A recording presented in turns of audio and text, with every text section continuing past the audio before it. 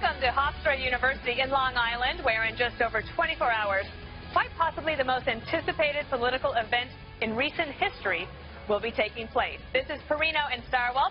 I'll tell you what, I'm Dana Perino, co-host of The Five. And I'm Chris Stirewalt, Fox News digital politics editor. And we've got a lot of ground to cover tonight. We are going to take you inside the last-minute preparations to examine where things stand at this very moment.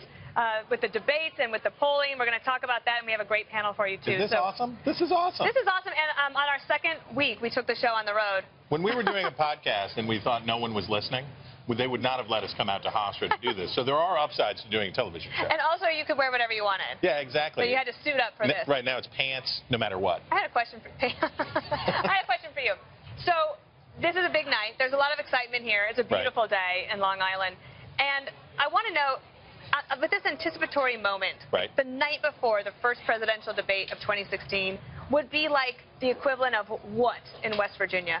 Well, West Virginia is one of the 50 states in the union. Indeed. We do normal things there, too. We're not just... I know, but it's a special place, so I wondered if you had a little hillbilly thing you wanted to share. You're not allowed to say that. Only I'm I thought that's what you wanted me to say. That's art. We took that back. I do think that there are some similarities. The thing I was thinking about earlier, I mentioned to you, was the first night before buck season. Those are, for people from the city, those are deer. They have antlers. And the male variety. Of the male variety. And the night before, the school's off for the next day. There's no school the next day. Everybody's getting ready. For real?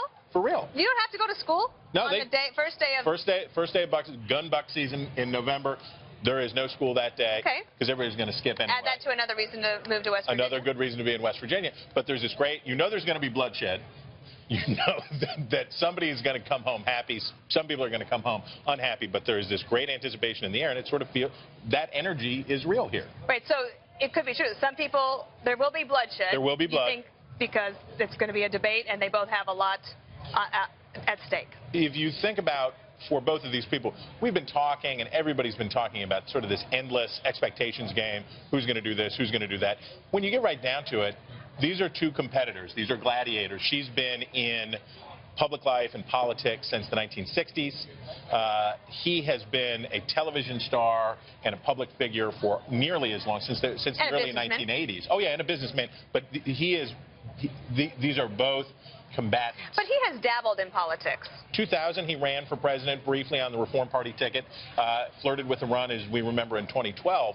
But what I mean is, these are two people who, no matter what their handlers, whatever the polls, whatever the campaign managers say, when they get out into that space, the raw emotion and the competitive drive of these two people is going to take over no matter what their people told them.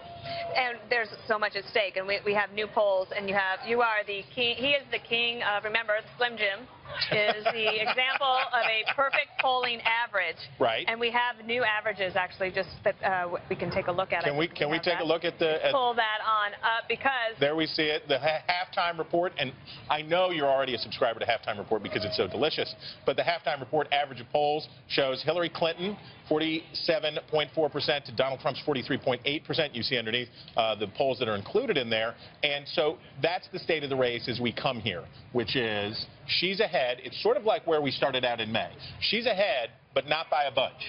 She's ahead, but it's far from prohibitive, and there's still enough slack in the line. There's still enough movement here that a big performance by one or the other of these, or a bad performance by one or the other of these people, could swing this race in a substantial way. Do you buy into something that's a saying that I've heard before, so it's not mine, and I used it yesterday on The Five, and I felt bad that I didn't credit whoever the brilliant person was that came up with it, but that it's rare that you could win a general election based on a debate, but that you could lose a general election based on a debate. Like if you did terribly. Gerald Ford famously, there is no Soviet domination of Eastern Europe, and Poland was like, bro. I feel bad for him, though, because I read the James Fallow piece in the Atlantic. It's a long 11,000-word piece, and he explains what Ford was talking about there.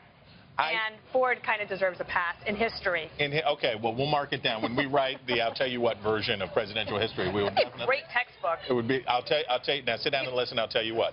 You would want your children to read that one. I don't know if they'd be any smarter for it, but yes, I agree with your premise wholeheartedly, which is if you have a great performance, if it's a knockout, if it's Boffo, ask Mitt Romney in 2012, hey, you have a great performance, that can evaporate. But what you can do is screw up so much that it stays. And Admiral James Stockdale, bless his heart, a prisoner of war, an American hero who Ross Perot picked as his running mate. Yep. That was it. And that was it for Stockdale, and it hurt Perot substantially. So, yeah, you can have those blowout moments.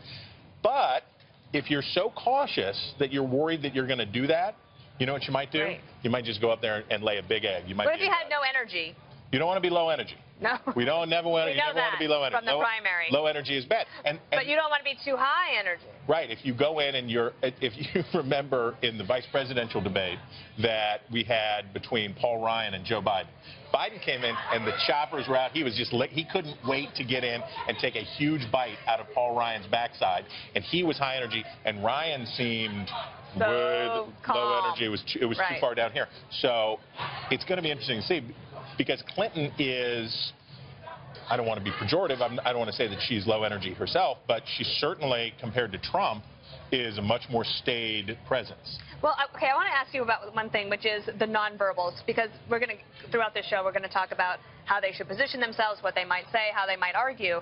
But a lot of this is in the nonverbals. And one of the questions that we ask the people is, who would you rather have a beer with? Okay. Okay? So in this debate moment with Bush, then Governor George W. Bush versus Vice President Al Gore. Right. This was the moment that I'm told that the Bush team really believed that he had locked up that who would you rather have a beer with moment, and it was nonverbal. Take a look. It's not only what's your philosophy and what's your position on issues, but can you get things done? And I believe I can. Honestly, that is just the best. And I have a little bit of insight about that, because I wasn't there and I wasn't on the team at the time. But I talked to some people that were there. And I said, surely you couldn't script that moment. They said, no, but you can prepare for it. So in the debate prep, they had watched all these tapes of Al Gore and how he conducted himself, and that he liked to get into somebody's personal space to intimidate them. Right. He's a big guy. So George W. Bush knew that that might be coming, and then he decided to handle it that way. And the nonverbals, and certainly we know about when Congressman Rick Blasio went over to try to get Hillary Clinton to sign a pledge. And she sort of shrank back. We're like, oh, gross, dude. Like, why are you coming over? I don't think she would really shrink back, though. No, it was not. Was that an act? Well, whether she was shrinking back or not, she wanted to show offense and that he was doing that. So the nonverbals, but let's also think about the nonverbals in this way. You don't know, and I think this was very true for Barack Obama in 2008. Can a guy, his middle name is Hussein, can a guy who is a half-term senator, can a guy really be president of the United States?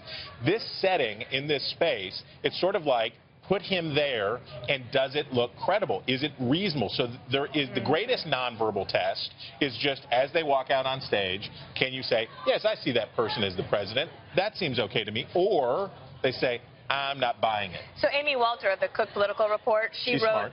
She's so smart. Everybody should follow her, Amy Walter.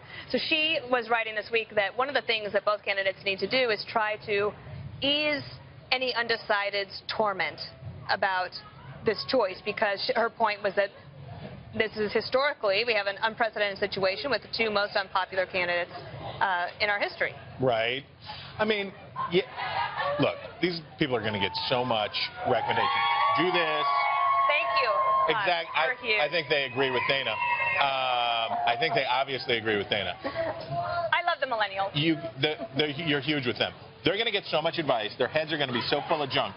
Do it like this, but don't do it like that. I know, Say I don't this, like but that. don't wear that. What you have to do at a certain point is you're only as ready as you're going to be, and then you get out there and you grip it and you rip it. You got to stand up behind the ball and just swing away. And it's also not the end of the world. No. That's the other thing. You're going to